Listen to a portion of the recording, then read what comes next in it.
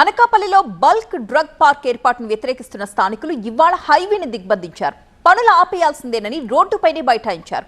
చివరికి కలెక్టర్ వారితో చర్చలు జరపడంతో ఆందోళన విరమించారు. అనకాపల్లి జిల్లా నక్కపల్లి మండలం రాజయ్యపేటలో మత్స్యకారుల ఆందోళన ఉద్రిక్తంగా మారింది. బల్క్ డ్రగ్ పార్కుకు వ్యతిరేకంగా మత్స్యకారులు రోజంతా నిరసన తెలిపారు. నక్కపల్లి హైవేపై పెద్ద ఎత్తున ఆందోళనకు దిగారు. హైవేను దిగ్బంధించి రోడ్డుపైనే బైఠాయించారు రాజయ్యపేట పరిసర గ్రామాల ప్రజలు. దీంతో 2 రూట్లలో కిలోమీటర్ల మేర ట్రాఫిక్ నిలిచిపోయింది. ప్రభుత్వం వెంటనే బల్క్ డ్రగ్ పార్కు రద్దు చేస్తున్నట్టు ప్రకటించాలని డిమాండ్ చేశారు మత్స్యకారులు. తమకు సంఘీభావంగా వస్తున్న వారిపై ఆంక్షలు పెడుతున్నారంటూ ఆగ్రహం వ్యక్తం చేశారు.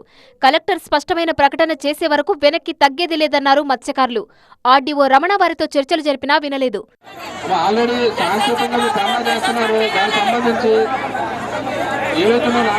గౌరవ హోంమంత్రి గారు కూడా ఆల్రెడీ చెప్పడం జరిగింది.